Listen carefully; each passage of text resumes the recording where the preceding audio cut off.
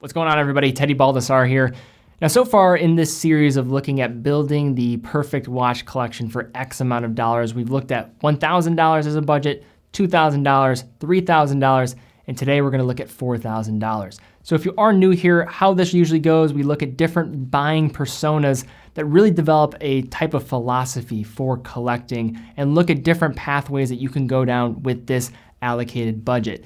Now, before we jump into looking at these, and it is important because we did add an additional and kind of swap something out for these personas.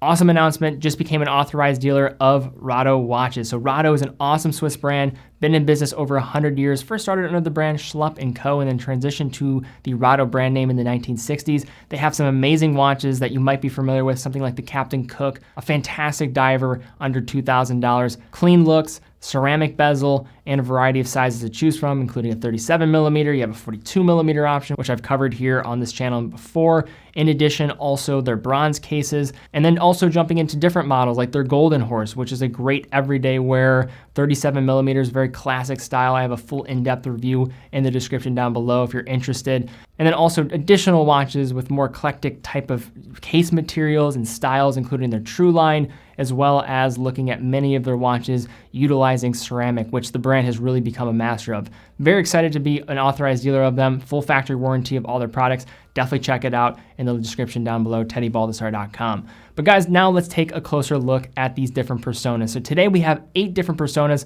In the past we had 7, so we have 1 addition here, but let's go through them really quickly before we take a look at the different paths that you could take. Now for our first persona, we have the check off the boxes persona. So this type of individual needs to have a watch for every scenario, even in those scenarios where it rarely happens. Persona 2, we have the one watch collection. So this is the type of person that tries their best to find the one watch that can meet all their needs and finds joy in the simplicity of reaching for the same watch every day. Then for Persona 3, we have the hipster. So this is the type of collector that can't stand having anything mainstream. So they spend the majority of their time picking out boutique watches, micro brands, and making sure you know how they were fans of Radiohead before they obtained commercial success. Persona 4, we have the diver fanatic. So this collector is fascinated with and only with the world of dive watches, even if the most extreme level of contact with water on a day-to-day basis is washing their hands. Persona 5 is the perfect duo, so this collector likes the simplicity of having a perfect dichotomy between a sports everyday piece and a dress watch.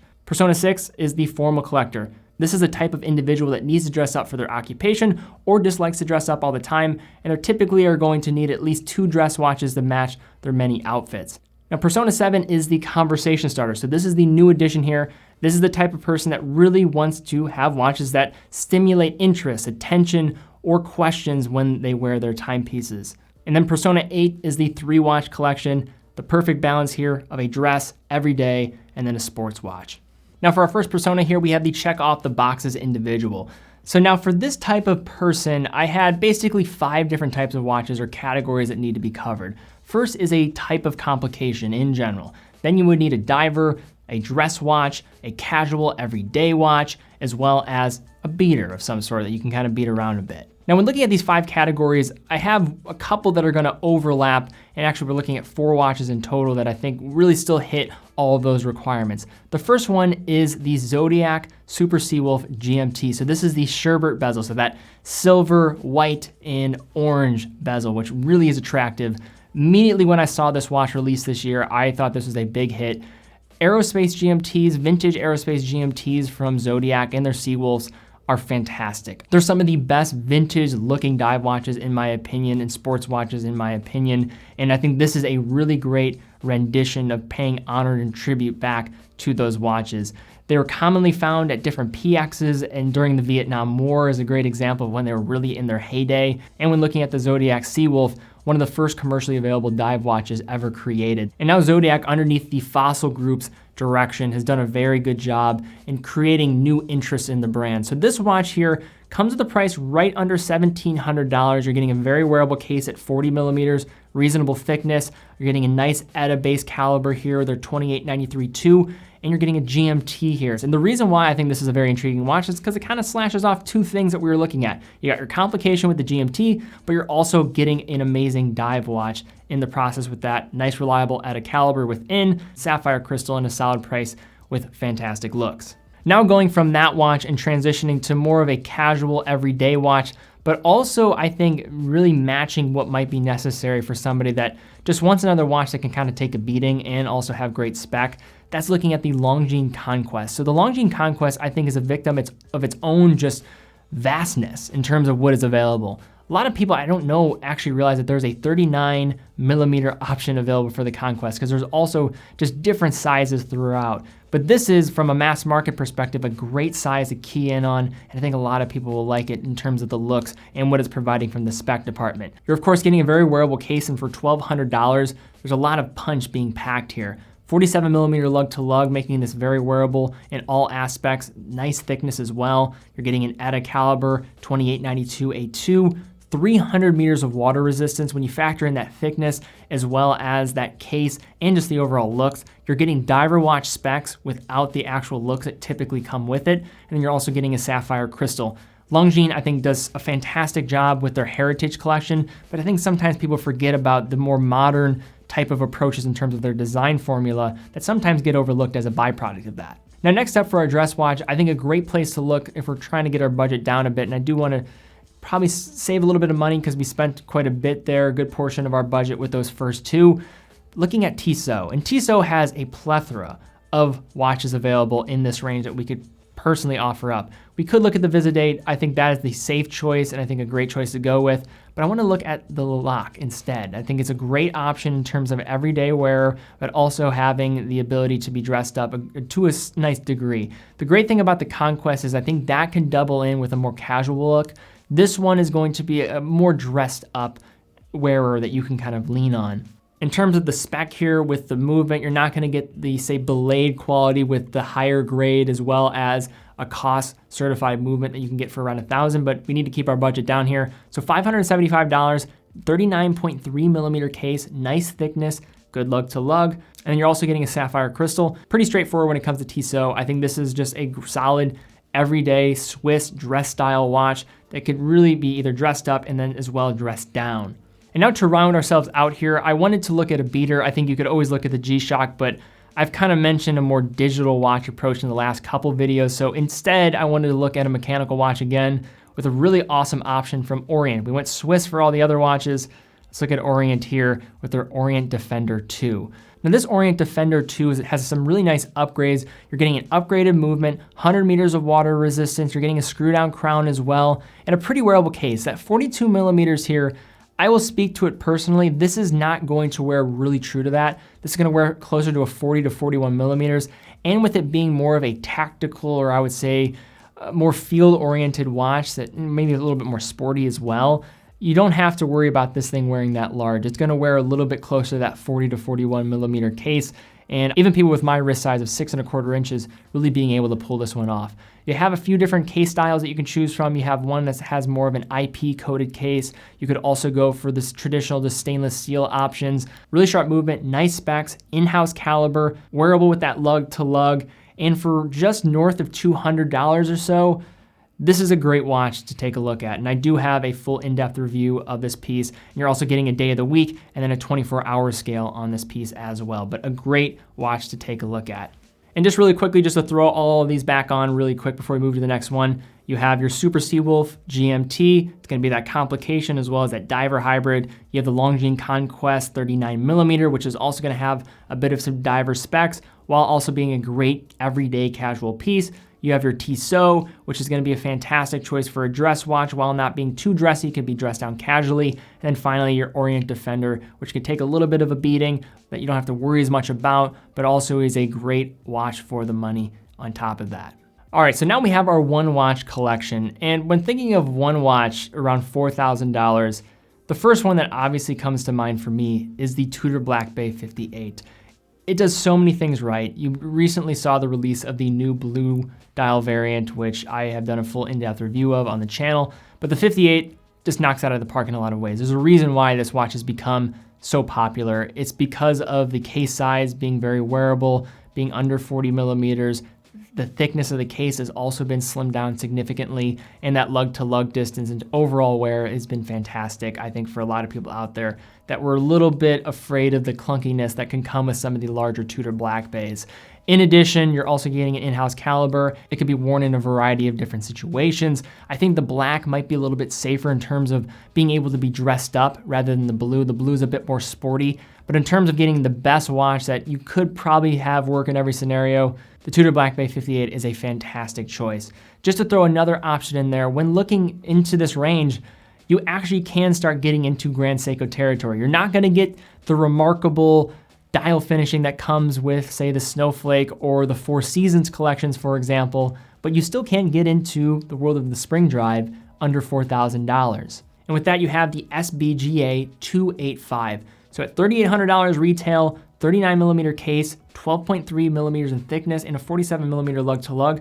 Pretty wearable spring drive as well, which is going in its favor. 100 meters of water resistance, and you're getting the spring drive 9R65 caliber within, plus or minus 1 second per day. And that is really speaking to it conservatively. These things run incredibly accurate. And if you're not familiar with the spring drive, I've done a very thorough and in-depth analysis of it, so I'll link to it down below. Those are two options you can go for. You can also look at IWC with their Pilot series. You could also, just for a little bit more, get into the world of Omega with, say, their Seamaster Professional 300 Diver.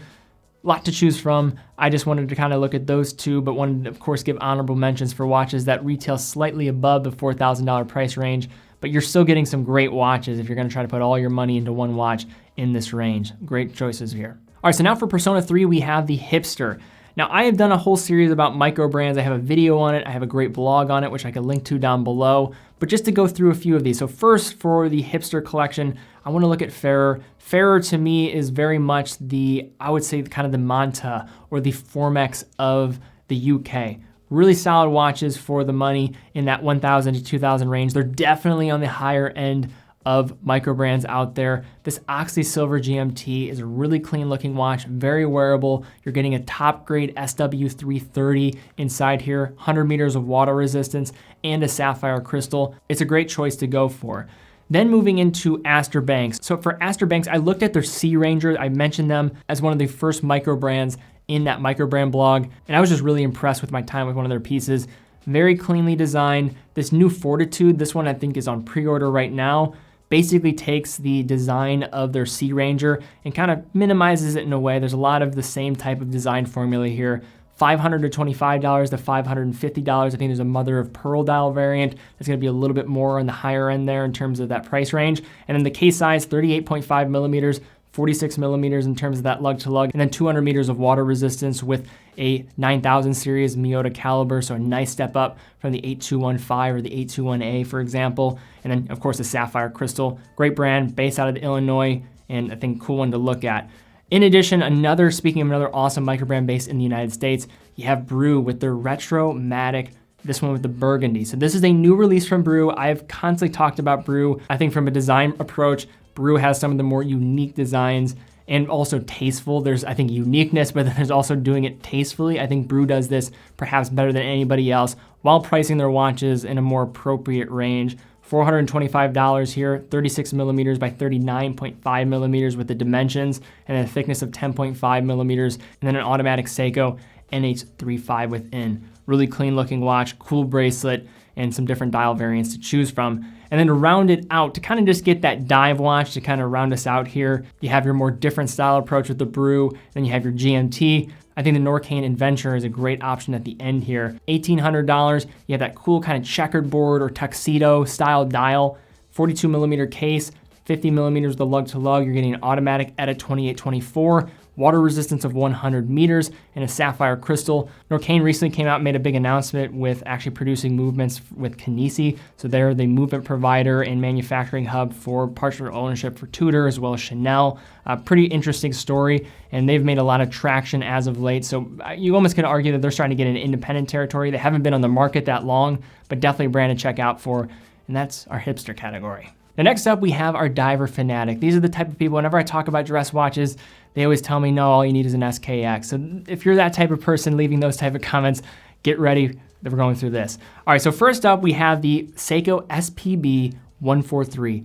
This is one of the cooler dive releases of the year. One of the problems when it comes to Seiko overall is a lot of their sizes. I think in terms of their turtles, They have their market really narrowed in, but to totally neglect the smaller case sizes, there's a reason why the SKX 013 now is trading at ridiculous prices. People are looking for dive watches from Seiko. People love dive watches from Seiko and want different case sizes that are available. This one did it in a fantastic way. $1,200 for the price here. Case size, we're looking at 40 millimeters. Nice thickness, lug to lug as well. I was just really impressed with this one on the wrist. It wore better than almost any other Seiko diver watch I've ever worn in my life. And then also you're getting an elevated 6R35 movement rather than their 6R15. So a lot to like here. Higher price tag for a Seiko diver. I know some people have some resistance there, but no question, a very cool piece that you can look at there. Next up, you have the Zen U50. Another amazing release when we're looking at watches released this year. Now, Zen overall has been raising their prices, which I think has been a bit of a bummer just because I think Zen for so much time have been the brand that many people just look at for some of the best value in watchmaking. This watch, I think, is still in the range. It's starting to get up there in terms of Tudor Black Bay territory, which is a little bit dangerous, but this is a very cool watch. 41 millimeters in terms of the case size here. Nice thickness as well. If anybody was familiar with the U1, knew how big of that watch really fit on the wrist, this is going to be much thinner. Wearable lug to lug at 47 millimeters. Healthy water resistance here. Top grade Sellita movement inside. Sapphire crystal. These watches have not really been delivered yet. I'm hoping to actually review one very soon when they do become available, but a fantastic watch to take a look at for a release this year and being a great dive watch for, say, a diver fanatic type of individual. I can see this being right up that alley. And then finally, for our third watch here from this diver fanatic, we have the Bulova Devil Diver. Now, this isn't a watch that in terms of the best value for money, there's a lot of stiff competition in this price range, around $600 for this watch. But in terms of looks, this is a unique one. It's cool, it's retro, it's interesting, and I think when you put it all together from a brand like Bulova, lot to like here. Automatic Miyota 821D, so I think that's probably where people are gonna have the most resistance here. But you're getting sapphire crystal, 200 meters of water resistance, very similar in terms of its case size and wear to, say, some of those larger turtle or samurai cases, wearing kind of in that regard in terms of that lug to lug and contrasting it with that case size. But overall, when thinking of this persona, watches that this person would go after, this is certainly right there. Now for Persona 5, we have the Perfect Duo. When considering, say, the best dive watches in around $2,000, I think there's a lot to consider. There's the Rado, which I just mentioned, the Captain Cook, which is certainly in the range. Longines does some fantastic heritage models. Their skin diver as well as their heritage divers are very clean, great looking pieces. And then you also have, say, a lot of micro brands out there that are doing some interesting things as well. You have Manta, you have Formex with their new Reef, which is very cool. And then I think another one you always have to look at, probably one of the best offerings still, is the Oris Aquis, looking at the 39 millimeter variant. Oris, for me, is just one of the more endearing brands out there, independently operated, one of the only ones out there, especially of this size, that are still in that type of operation. And then you're now seeing them jump into the world of in-house movements as of late.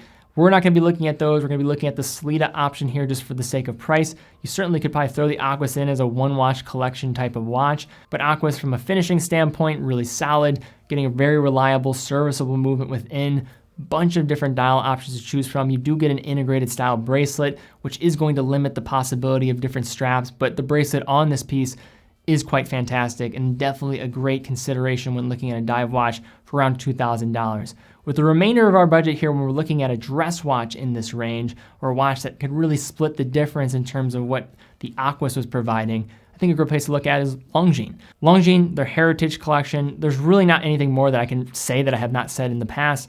Awesome stuff here. Longines has one of the most expansive catalogs out there on the entire market, and they're one of those brands that does the reissues a lot, but I don't get tired of seeing them. They always knock them out of the park, and this is another example of that. Around $1,600 for the price, wearable case, solid movement, and really attractive looks on the front of the dial. Nothing really needs to be more said, and I think a perfect split with that Aquis and being a 2-watch roundup to really cover you in pretty much every scenario. Okay, so now for Persona 6, we have the formal collector. So this is gonna be an individual that is gonna be looking at dress watches. And this is kind of a dying breed in a lot of ways. People are not looking in the direction of dress watches very often, but I think dress watches are awesome. I still wear them all the time and I enjoy doing so. Now to begin, I think when looking at $2,000, the best probably dress watch that you can go for if you do like the style is Nomos in a lot of ways. If you're packing the most value in what they're doing a lot of interesting things. German manufacturer, started in 1990, but really made waves. They're now the leading manufacturer in terms of Germany, in terms of total output. And looking at their dress watch lineup, the Ludwig, the Orion, as well as the Tangente, fantastic pieces for the money. For the sake of being a little bit different than the rest of the options here, I'm gonna go with the Tangente, right around $1,900, this midnight blue version. I did a review looking at this one as well as 2 other dress watches from Nomos earlier this year. Case size 35 millimeters. Know that they are gonna wear a little bit larger than that when you go in their direction because of those longer lugs. So try to probably add maybe a millimeter or 2 on top of that. And as it continues to scale out, it's gonna be even larger. So the 38 millimeter option, it's gonna wear like a 40 to 41 millimeter. So just keep that in mind when you're looking in that direction. Typically we recommend the 35 millimeter. And then these watches are gonna be very thin as a result of that alpha manual movement within here. Now these movements are actually inspired by the Peugeot 7001. However, they're actually created using Nomos's in-house components. This was really just creating a more vertical structure for their actual manufacturing process and why they went this route. And you're paying for it a bit, but you're not paying for it a lot. I think in terms of value, what you're seeing here from the looks department, some people, it's not gonna be for them, but I love Nomos. I think what they do from this price range, from a dress watch perspective, really can't be beat. Then moving into the next watch, we have the Hamilton Intramatic 38 millimeter. You always hear about the khakis. I think the Intramatic is one of the more appealing offerings from Hamilton, and a line of watches that they have that I think is just overall maybe not seen or given the amount of appreciation that they probably deserve. This one coming in at 38 millimeters. There's also a 42 millimeter option, but I think the 38 is much more wearable when you factor in that lug to lug, also the thickness, and you're getting a nice ETA 2892 within sapphire. No running seconds hand here, so that could be something that maybe you don't like, maybe you do like. I think is a nice addition to this lineup of dress watches and complementing that Nomos from earlier. And then to round it out, just to be a little bit different here, a watch from Seiko with their SPB 047. This watch comes in at a price of $1,000, 40.5 millimeter case, 47.8 millimeter lug to lug, so substantially the largest watch of this group, but still I think could be wearable for a lot of wrists out there. But the good thing here is 100 meters of water resistance, so you're getting a lot more wearability in different situations, so that's gonna help, but you're also getting AR coating, double curved sapphire, and then also an enamel dial, which will really make this thing pop when combined with that curved sapphire and that AR coating. So a nice way to round out this overall trio. Now persona number 7 here, we have the conversation starter. Now the first watch is, I think, one of the best conversation starters in an affordable range, and it's from a quartz watch, which I typically don't talk about as much as mechanical. No quartz snobbery here. I think quartz watches are great for the right person. I'm just a mechanical watch guy at the end of the day. But when looking at this piece, some of the more compelling features that you will see in a watch of this price range for around $600. One is the movement of the second hand. You're kind of getting a more of a sweep, but the interesting thing happens once it arrives at the 12 o'clock. So it's gonna tick around for 58 seconds, stop at the 12 o'clock, that second hand, that red tip second hand, and then the minute hand is gonna proceed forward. What this is resembling is how Swiss railway clocks are actually projecting. This is done with more intention, and if you are interested in learning a bit more about this piece, I'll link to a video down below where I actually have a full in-depth review. You're also getting backlit hands with Superluminova, known as their backlight. And then finally, also the time setting or the hand setting on this piece is very different, and unlike anything you'll actually see, it's more of a push and kind of drag type of format where it's going to gradually sweep around to set the time rather than pull out and then twist in a more traditional format. Intriguing piece. In terms of value for money, you can argue there's a ton of other places you could look. It is a quartz watch after all, but in terms of what it's providing from a fun conversation standpoint, probably one of the best out there that you can find. Next, we have the Seiko SRPC 44. Now, I'm gonna be honest, the only reason why I included this piece was I recently saw somebody wearing this on a gold bracelet, gold case. The actual bracelet was from Strapcode. I will give a little shout out to them. They do really good aftermarket Seiko bracelets because I think we all know Seiko bracelets are not always the best, that'd be saying the least. But seeing that combo, and I know gold in general, that's not always somebody's cup of tea, but in terms of getting attention, starting a conversation, but I think this one is done pretty well when you combine it with that bracelet. Simple as that, it gets people attention. I don't think it is over the top gaudy, and actually is pretty eye-catching in the right way. And next up, we have the Doxa Sub 200. I think I've mentioned this before in a previous collection video, but I think it's for good reason. It's a very good watch for the money when looking at $1,000 for a dive watch. Different dial colors to choose from. I think the professional orange dial variant is classic in terms of thinking of the history of Doxa, and Doxa's history in terms of professional diving is very rich. This one is a little bit more of an affordable watch to go for in terms of Doxa's lineup of divers, and also very wearable experience as well. And when looking at the price, around $950 if you go for it on the strap. Simple wearable case, solid reliable movement within, clean looks, gonna grab some attention. Perfect formula for this type of consumer. Now next up is a brand that I think is one of the best when it comes to getting people to ask questions about what am I looking at there? It looks like a bathroom scale, but it's not. It's a Meister Singer watch. And why people say that is because it has only one hand. All their watches have one hand. It's a pretty unique way of telling the time, but also once you get the hang of it, is actually a pretty awesome way to tell the time and very useful because there's no meetings at 3:37. It's all how this works is measuring things out every 5 minutes. So every single little hash mark that you see on the outside is all gonna be indicating 5 minutes, with the 15-minute markers being a little bit larger, then you have the 30-minute markers are gonna be larger, then you have the corresponding numeral next to each of the hours. Basically just showing you a 12-hour scale of the time. For the watch I decided to choose from Meister Singer is their Metris. And the reason why I did so is because it offers, on top of the uniqueness, I think some really solid wearable just case specs as well as case size. 38 millimeters in terms of the overall case size, but you're also getting nice water resistance on this piece where it can really double as a sports watch. So say you want to be a little bit different from that Doxa that you have, then you can flip to this watch as kind of being a casual everyday wear that you can also pretty much take on with any different water activity with its screw down crown. You also get that peculiar date window that again kind of looks like a bathroom scale, and then that single hand at the center. But Meister Singer, no question, going to get some conversation stirring up from that one, which in reality, if you've worn watches long enough, you don't usually get actually conversation from your watches. So that's certainly saying something. Now we finally made it to Persona 8 with the 3-watch collection.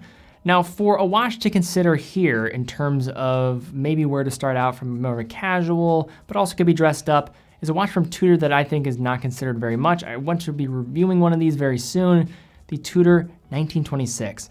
I think a lot of people don't actually consider this because they might see the ones with the diamonds on them and maybe don't actually see what's really beneath the surface for some of the other watches that actually have available. There's a 36 millimeter option, there's a 39 millimeter option, there's different dial options to choose from. My favorite is either the 36 or the 39 millimeter in terms of the overall case size, but then also looking at the opaline dial with the blue markers. Really attractive piece, wearable case. You're getting also a nice serviceable added caliber within, which Tudor's always doing a nice job with fine tuning. And then you're also getting a really attractive price tag for a Tudor, probably one of the more attractive entry doors in getting into Tudor watches with some great looks from an everyday point of view. And this is definitely one that I think is, again, one of the more underappreciated Tudor watches that they have in their lineup, and definitely isn't a bestseller for the brand, but certainly is one to consider when looking at this trio. Next, when looking at the diver of this trio, I think a great place to look is Mito. And Mito, I did a review of their Mito Ocean Star Tribute, and that's gonna be the watch that I'm gonna recommend here for this trio. Just north of $1,000 in terms of the price, 80-hour power reserve, very nice bracelet for the money here. Really good on-the-fly adjustment as well. And you're also getting a nice wearable case overall with that 40 millimeter case size, 47 millimeter lug to lug. And Mito in the US market, perhaps again, if we're getting on the subject of being overlooked, definitely is worthy of that classification. And I've actually done a full in-depth review last year. Actually, I went to Bilbao, Spain, reviewing the Mito Ocean Star Tribute, the watch that they're featuring here. Definitely check that one out. It's good to look back to on the crazy year that has been 2020 in terms of not traveling and seeing a video where I actually did travel, because 2019 was full of it. This year, basically none at all. So definitely check that out. Awesome watch though to consider here in terms of this trio type of persona. And then finally, to round us out when looking at the dress watch, I wanted to look at Junghans, but not the maybe traditional watch that is always considered, which is the Max Bill. I think it maybe is the best option to go through when getting into this brand, but I wanted to kind of look at the Form A just to be a bit different, but also because it comes with a sapphire crystal. There are Max Bills with sapphire crystals. I actually have some on my website, but not to get off subject here. The Forme is a fantastic watch. It's a bit more contemporary. How I usually describe the Forme is it starts getting into the world of, I would say, more of a Nomos rather than a Junghans. I think Junghans is very mid-20th century in terms of many of their designs. Getting into this watch is a bit, I would say, more modern, contemporary types of look. It doesn't have that same dome effect that I think a lot of people like, but it's still a fantastic watch for the money. Just south of $1,000, sapphire crystal, very serviceable Edo caliber within, and a variety of different dial colors to choose from. I think the white might be my favorite, but there's some cool like a taupe, there's a gray, a lot to choose from. Definitely a great one to consider, and I think a great way to round out this trio here. All right, guys, now this was a long one. I apologize, but I hope this is helpful. It seems like these have been very enjoyable videos for those that have watched. If you did enjoy it, these take a lot of time to put together, so thumbs up, subscribe, hit the bell icon, really would appreciate it. What persona are you? Leave a comment down below. We'd love to see which one of these types of lineups you're more in favor of or the one that you like. But guys, in addition, definitely go to teddybaldassarre.com. If you are in the market for any watches, check it out. Full authorized dealer of over 20 brands, factory warranty for all the brands that we carry, and really one of the best places to buy a watch online, most secure places to buy a watch online. In addition to that, definitely head over to the Instagram, stay up to date with the content. Great way to follow along, see some awesome photos of watches as well. But guys, thank you again so much for watching. Be well, and I will see you all very soon.